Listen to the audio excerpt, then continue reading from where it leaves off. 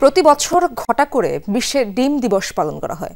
আজও তার ব্যতিক্রম না। কিন্তু এই উদযাপনে কি আদৌ কিছু আসে যায় এই কথা বলছি, কারণ একসময় সবচেয়ে সহজ প্রোটিনের উৎস এখন অনেকের নাগালের বাইরে। ইচ্ছে হলেও সবসময় ডিম কিনতে পারছে না নিম্নবিত্তরা। খামারিরা বলছেন ব্যবসায় টিকে থাকাই দায়, কারণ বাজার নিয়ন্ত্রণ করছে অদৃশ্য শক্তি। সরকার বদলালেও এই অচলায়তন বদলায়নি। নতুন ব্লেন্ডে আরো রিচ অ্যারোমায় সেলন ফ্যামিলি ব্লেন্ড টে। ডিমকে বলা হয় সুপারফুড। এই ছোট্ট গোলাকার খাবারে আছে শরীরের দরকারি 9 ধরনের ভিটামিন, মিনারেল আর প্রোটিন, যা সহজে হজম হয়। তাই বিশ্বজুড়ে ডিমকে মনে করা হয় সবচেয়ে সাশ্রয়ী পুষ্টির উৎস। বিশ্বে প্রতি বছর বিক্রি হয় 16 ট্রিলিয়নেরও বেশি। 2024 সালে এই বাজারের আকার ছাড়ায় $230 বিলিয়ন। ডিমের শীর্ষ উৎপাদক চীন, যুক্তরাষ্ট্র ও ভারত, যদিও দক্ষিণ এশিয়ার বাস্তবতা আলাদা। বাঙালি রসনা বিলাসে ডিমের জুড়ি নেই, কিন্তু সেই দিন যেন ফুরাচ্ছে। যেমন এই খাবারের দোকান, 10-15 টাকায় 1 প্লেট ভাত, সাথে একটা সেদ্ধ ডিম মানেই ছিল পূর্ণ আহার। কিন্তু এখন সেই ডিম যেন বিলাস বস্তু। আগে দিনে যত ডিম বিক্রি হতো এখন তার অর্ধেক, কারণ ভুনা করার খরচ নাকি বেশি। তবে অমলেট বিক্রি করলে একটি ডিম ভাগ হয়ে যায় দুজনের প্লেটে। যদি বলে 30 টাকা, আমরা তো 30 টাকা বিক্রি করতে পারবো না। যদি বলে 40 টাকা দেন, সে তো আর খাবে না, খায় না। তখন বলে বাজি দেন বা ডাল দেন বা আলু ভর্তা দেন, তখন সে ডিম খায় না। প্রতিদিন না, কখনো সবজি খাই বা আপনার সকালে ডিম খাই বা দুপুরে ডিম খাই। এই মুহূর্তে বাজারে ডিমের তেমন সংকট নেই। রাজধানীর মূল যোগান আসছে কাপ্তান বাজার আর তেজগাঁও আড়ত থেকে। কিন্তু এসব বাজারে দামের ওঠানামা চমকে ওঠার মতো। যেমন কিছুদিন আগেও যে ডিম বিক্রি হতো ডজন 120 টাকায়, এখন তো 130, আগে ছিল 140 বা তারও বেশি। মানে দাম কখনোই স্থির থাকে না, যেন কোনো অদৃশ্য হাত ঘুরিয়ে চলছে ঘড়ির কাঁটা। 100 ডিম বাজলি 60টা ডিম বেরি আর 40টা ডিম বেরি গুঁড়া ডিম, মানে ওই ডিমটা বিক্রি করতে 100 টাকা দর্জন, ওই ডিমটা বিক্রি করতে 100 টাকা দর্জন বিক্রি করতে। আর ওর ভিতরে ভাঙা আছে। ডিম কিনছে 10 টাকা করে, এখন দেখা যায় ডিম 12 টাকা, 13 টাকা, 14 টাকা হয়ে যায়। এখন মানুষের আয়ের সাথে ব্যয় মিলতেছে না।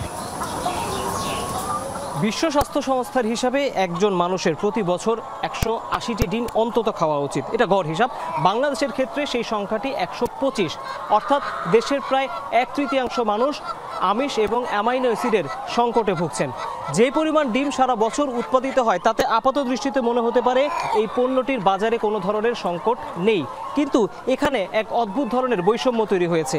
এক তো যারা ডিম খাচ্ছেন, অর্থাৎ ভোক্তারা, তাদের ভিতর এক ধরনের বৈষম্য রয়েছে, কেননা দরিদ্রের পাত থেকে ডিম একেবারে উঠে যাওয়ার অবস্থা। উচ্চবিত্তের ক্ষেত্রে সেই বাস্তবতা ভিন্ন। আবার যারা উৎপাদন করছেন ডিম, সেখানে ছোট ছোট বেনিয়ারা লোকসান কিংবা পুঁজির অভাবে হারিয়ে যাচ্ছেন। একটা মাঝারি আকারের পোলট্রি খামার গড়তে এখন লাগে কমপক্ষে 15 থেকে 20 লাখ টাকা।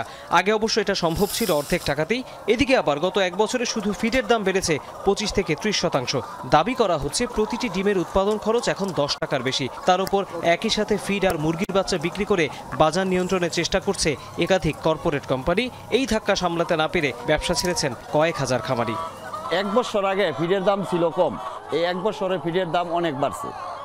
অথচ ফিডের মিটপন, সয়াবিন, ভুট্টা এগুলির দাম ঠিকই কমছে। 18-20 হাজার টাকা কারেন্ট বিল আসবে মাসে। তারপর জেনারেটর খরচ আছে। একটা 2টা লোক যদি কাজ করে তাদের 40 হাজার টাকার মতো স্যালারি আছে, তাদের বাসস্থানের ব্যবস্থা করা লাগে। এরা কি আজকে বলে 10 টাকা কমে গেছে, 10 টাকা কম দিতেছে, আরেকদিন কইতেছে না 20 টাকা কমেছে, 20 টাকা কম দিতেছে, কিন্তু আমরা কোনো নির্ধারিত রেট দিতে পারি না। বাংলাদেশ পোল্ট্রি অ্যাসোসিয়েশনের অভিযোগ, সবাইকে সমান চোখে দেখছে না নতুন সরকারও। ফলে সিন্ডিকেটের প্রবণতা থামেনি, চেষ্টা নেই ছোট উদ্যোক্তাদের ধরে রাখার। ডিমের উৎপাদন খরচ 10 টাকা থেকে 10.5 টাকা। অতএব পাশের রাষ্ট্রের সাথে যদি আমরা তুলনা করি, তাহলে আমাদের দ্বিগুণ উৎপাদন খরচ। সরকারি নীতি নির্ধারক পর্যায়ে যদি ক্ষুদ্র খামারিদের দিকে নজর দেয়, তাদেরকে কীভাবে টিকিয়ে রাখা যায়, তাহলেই আসলে ডিমের সিন্ডিকেটও ভাঙবে। 2031 সাল নাগাদ মাথাপিছু ডিমের ভোগ 165-তে নিয়ে যেতে চায় সরকার। তৌহিদ হোসেন, যমুনা নিউজ, ঢাকা।